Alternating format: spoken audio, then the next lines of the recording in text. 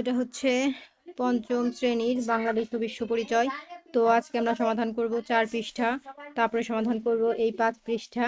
তো 5 পৃষ্ঠার পরে আমরা সমাধান করব হচ্ছে 6 পৃষ্ঠা, তারপরে সমাধান করব এই 7 পৃষ্ঠা। ঠিক আছে, তো পরবর্তীতে এই 8 পৃষ্ঠার ভিডিও দেখার জন্য অবশ্যই সাবস্ক্রাইব মাই চ্যানেল।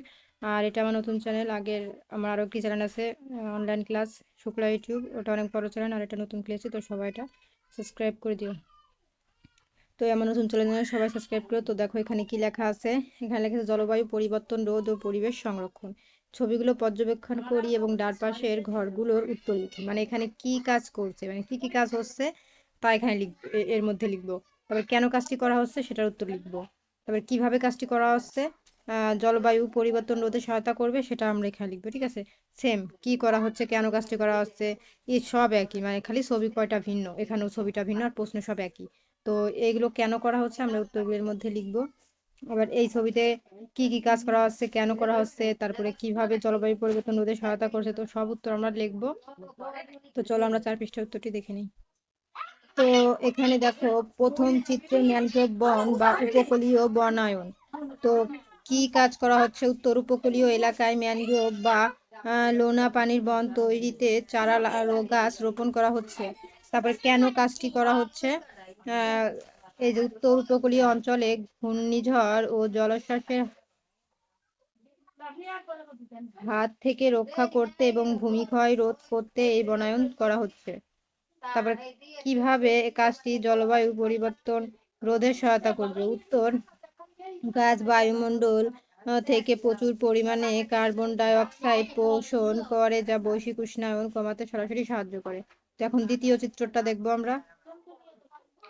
তো দেখো এখানে দ্বিতীয় চিত্রে আছে বজ্র ব্যবস্থাপনা বা রিসাইক্লিং। তো এখানে কতে বলা হচ্ছে কি কাজ করা হচ্ছে, উত্তর কারখানায় প্লাস্টিক বা অন্যান্য বজ্রকে প্রক্রিয়াজাত করে পুনরায় ব্যবহারযোগ্য করার কাজ রিসাইক্লিং করা হচ্ছে। কেন কাজটি করা হচ্ছে, উত্তর পরিবেশে আবর্জনার পরিমাণ কমাতে এবং নতুন কাঁচামালের উপর নির্ভরতা কমিয়ে প্রাকৃতিক সম্পদ সাশ্রয় করতে এই কাজ করা হচ্ছে। তারপরে কিভাবে জলবায়ু পরিবর্তন রোধে সহায়তা করছে, উত্তর বজ্র পোড়ালে ক্ষতিকর গ্যাস নির্গত হয়, রিসাইক্লিং করলে নতুন পণ্য তৈরির তুলনায় কম শক্তি ব্যয় হয়, ফলে গ্রিনহাউস গ্যাসের নির্গমন ঘটে। এখন তৃতীয় চিত্র দেখবো। তো দেখো তৃতীয় চিত্র কনক্রিট ব্লক বা পরিবেশ বান্ধব ইট উৎপাদন। তো সেম প্রশ্ন, আর উত্তর হবে পোড়ানোর ইটের বদলে আধুনিক পদ্ধতিতে ক্লিন কনক্রিট ব্লক বা ফাঁপা ইট তৈরি করা হচ্ছে। কেন কাজটি করা হচ্ছে, এটা হবে প্রথাগত ইটভাটায় প্রচুর জ্বালানি পোড়ানো হয় এবং চাষের মাটি নষ্ট হয়, তা বন্ধ করে পরিবেশ রক্ষা করার জন্য এই প্রযুক্তি ব্যবহার করা হচ্ছে। তারপরে কিভাবে কাজটি জলবায়ু পরিবর্তন রোধে সহায়তা করছে, উত্তর এই ব্লক তৈরিতে আগুন জ্বালিয়ে ইট পোড়াতে হয় না, ফলে বিষাক্ত কালো ধোঁয়া ও কার্বন ডাই অক্সাইড নির্গত হওয়া বন্ধ হয়। এখন 4 নাম্বার দেখবো। এই যে প্রশ্ন 1, ফসল মাঠের পানি সেচ দেওয়ার জন্য সৌর প্যানেল ব্যবহার করা হচ্ছে। কেন কাজটি করা হচ্ছে, উত্তর হবে এই যে ডিজেল বা বিদ্যুৎ চালিত পাম্পের বদলে নবায়নযোগ্য শক্তি ব্যবহার করে খরচ কমাতে এবং পরিবেশ দূষণ রোধে এই কাজটি করা হচ্ছে। কিভাবে কাজটি জলবায়ু পরিবর্তন রোধে সহায়তা করছে, উত্তর সৌরশক্তি একটি জীবাশ্ম জ্বালানি বিহীন উৎস, এটি ব্যবহারে কার্বন নির্গমন শূন্য, যা জলবায়ু ভারসাম্য রক্ষায় বড় ভূমিকা রাখে। তো এই ছিল সমাধান। তো দেখো আমরা কিন্তু এই যে প্রত্যেকটি প্রশ্নের উত্তর দিয়েছি, ছবি 1, ছবি 2, তারপরে যে ছবি 3, ছবি 4, প্রত্যেকটি উত্তর কমপ্লিট। এখন আমরা খ নাম্বারের সমাধান করবো। এখানে বলেছে নিচের খালি করে দেওয়া তথ্যগুলো পড়ি এবং প্রতিটি ক্ষেত্রে আমাদের করণীয় ডান পাশে ঘরে লিখি। ঠিক আছে, এখানে বিদ্যুৎ সাশ্রয়ী পণ্য ব্যবহার, কম এসি ব্যবহার, তো এটা তোমরা করণীয়, এটার উত্তর এখানে বলেছে এক্ষেত্রে আমাদের করণীয় কি, মানে এইগুলোর জন্য তোমাদের করণীয় কি তার মধ্যে লিখবা। ঠিক আছে, তারপরে আমাদের করণীয় কি, মানে এই দৈনন্দিন জীবনে জীবাশ্ম জ্বালানি যেমন ডিজেল, পেট্রোল, অকটেল গ্যাস অধিক মাত্রায় ব্যবহার করায় বায়ুতে কার্বন ডাই অক্সাইড বেড়ে যায়, তাপমাত্রা বৃদ্ধি পায়, জলবায়ু পরিবর্তন ঘটে। তো এখানে আমাদের করণীয় কি তা আমরা লিখবো। এই ঘরেও তাই, কি আমাদের করণীয় তো তাই লিখবো। এখানে ঘর আছে কয়টা, 1, 2, 3টা। তো চলো আমরা উত্তরটি দেখে নিই। তো ঘর আছে 5টা, এই যে দেখো 1, 2, 3, 4, 5। ঠিক আছে, তো চলো আমরা 5টা প্রশ্নের উত্তর দেখে নিই। তো দেখো, 1 নাম্বার ঘরে বসবে বিদ্যুৎ সাশ্রয়ী পণ্যের ব্যবহার। তো আমাদের করণীয় কি, মানে এখানে বিদ্যুৎ সাশ্রয়ী পণ্যর ব্যবহার এটা লেখা আছে, এর মানে হচ্ছে এখানে পুরো রিডিংটা শুধু শুধু এখানে এত লেখার কোনো প্রয়োজন নাই, তাই লাস্টের টুকু এখানে লিখে বোঝানো হয়েছে যে বিদ্যুৎ সাশ্রয়ী ব্যবহার। তো এখানে করণীয় হচ্ছে অপ্রয়োজনীয় লাইট ফ্যান বন্ধ রাখা এবং বিদ্যুৎ সাশ্রয়ী ইলেকট্রনিক পণ্য ব্যবহার করা। তারপর 2 নাম্বার ঘরে দৈনন্দিন জীবনে জীবাশ্ম জ্বালানি। তো এই জায়গায় আরো রিডিং ছিল, আমি শুধু এতটুকু দিয়ে বুঝাইছি। তো 2 নাম্বার ঘরে এই পাশে বসবে ব্যক্তিগত গাড়ি কম ব্যবহার করে হেঁটে চলা বা সাইকেল ব্যবহারের অভ্যাস করা। 3 নাম্বার ঘর প্লাস্টিক ও পলিথিন জাতীয় দ্রব্য। এখানে বসবে প্লাস্টিক ও পলিথিনের বদলে পাটের ব্যাগ বা পচনশীল পরিবেশ বান্ধব পণ্য ব্যবহার করা। 4 নাম্বারে বসবে স্রোত, তো এটা তোমরা পড়ে নিও রিডিংটা। তো সৌরশক্তি ও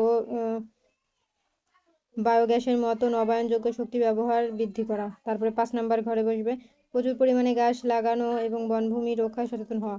তো এখানে কিন্তু আমি শুধু অর্ধেকও না, মানে শুধু একটুখানি লিখে বুঝাইছি, আর বাকিগুলো রিডিং আমি এখানে লিখি না, কিন্তু এত লিখে লাভ আছে, মেন আমাদের এখানে লেখা, তো এগুলো লেখা দেখাইছি। তো এরপরের অ্যান্সার আমরা দেখবো এখন। তো দেখো, আমাদের এই খ নাম্বারে 5টি ঘর ছিল, আমি কিন্তু 5টি ঘর উত্তর দেখিয়েছি। যেমন আমি এখান থেকে কতটুকু লেখা রেখেছি যে প্লাস্টিক, তো প্লাস্টিক সম্পর্কে কতটুকু লিখেছি আর উত্তরটা এখানে লিখে দিয়েছি এরকম, ঠিক আছে। তারপরে দেখো, আমরা নেক্সটে চলে যাব। এই যে যেমন দেখো এখানে ভূমিধস, তো আমি এতখানি লেখার দরকার আছে, আমি শুধু ভূমিধস সম্পর্কে এতটুকু লিখে আর বাদ বাকি ডট ডট দিয়ে দিয়েছি, তার মানে এতখানি লেখা আমি এখন লিখি না, আর উত্তরটা লিখে দেখাইছি, ঠিক আছে। তারপর দেখো এখানে গ নাম্বারে কি আছে, নিচের বৃত্তিগুলো পড়ি এবং কোনগুলোর সাথে আমি একমত তা টিক চিহ্ন দেই, যে বৃত্তিগুলো একমত নয় তা লিখি, কারণ সহ লিখি। তো এখানে টিক চিহ্ন প্রত্যেকটি ঘরে আমরা দিব, আর হচ্ছে একমত কি একমত নয় তা আমরা এর মধ্যে লিখবো, ঠিক আছে। তো চলো আমরা উত্তরটি দেখে নিই। তো দেখো, এই যে 1 নাম্বার প্রশ্ন, আর প্রত্যেকটার মাঝে কিন্তু টিক চিহ্ন হবে, তোমরা টিক চিহ্ন দিয়ে নিও, ঠিক আছে। তো এখানে হবে প্রথমটার 1 নাম্বার ঘরে হবে একমত, দ্বিতীয়টার ঘরে হবে একমত নই, তৃতীয় নাম্বারে হবে একমত, তারপরে চতুর্থ নাম্বারে হবে একমত, পঞ্চম ঘরেও একমত, ষষ্ঠ ঘরেও একমত, এবং সরি 5 নাম্বার ঘরে একমত নই, 6 নাম্বার ঘরে একমত, 7 নাম্বার ঘরে একমত নই। তারপরে দেখো, এই 8 নাম্বার ঘরে হবে একমত নই, ঠিক আছে। তো এই ছিল কিন্তু আমাদের সমাধান, তোমরা দ্রুত স্ক্রিনশট দিয়ে লিখে নাও। তো দেখো, আমাদের কিন্তু এই ঘ নাম্বার কমপ্লিট, ঠিক আছে। এই যে ঘ নাম্বারের এইগুলো সব কমপ্লিট। তো কমপ্লিটের পরে এখন আমরা চলে এসেছি 7 পৃষ্ঠায়, ঠিক আছে। তো দেখো এখানে 7 পৃষ্ঠায় আমাদের কি লেখা আছে। ঘ নাম্বারে আমাদের কি লেখা আছে, লেখা আছে নিজ এলাকায় জলবায়ু পরিবর্তন রোধে ও পরিবেশ সংরক্ষণে আমাদের করণীয় কি। মানে জলবায়ু পরিবর্তন রোধে পরিবেশ সংরক্ষণের জন্য মানে আমাদের কি কি করণীয় তা আমাদের এর মধ্যে লিখতে বলা হয়েছে, ঠিক আছে। তো চলো আমরা উত্তরটি দেখে নেই। তো এই ছিল প্রশ্ন। উত্তর, আপনার এলাকায় পরিবেশ রক্ষায় আপনি নিচের পদক্ষেপগুলো নিতে পারেন। এই যে এগুলো: বৃক্ষরোপণ, বাড়ির আশেপাশে এবং রাস্তার ধারে বেশি করে গাছ লাগানো এবং সেগুলোর যত্ন নেওয়া। বজ্র ব্যবস্থাপনা, যেখানে সেখানে ময়লা না ফেলে নির্দিষ্ট স্থানে ফেলা এবং পলিথিনের বদলে পাটের ব্যাগ ব্যবহার করা। সচেতনতা বৃদ্ধি, পাড়ার বন্ধুদের নিয়ে পরিবেশ রক্ষায় গুরুত্ব সম্পর্কে সবাইকে সচেতন করা। জ্বালানি সাশ্রয়, অপ্রয়োজনীয় ফ্যান লাইট জ্বালিয়ে না রাখা এবং আপনি অপচয় রোধ করা।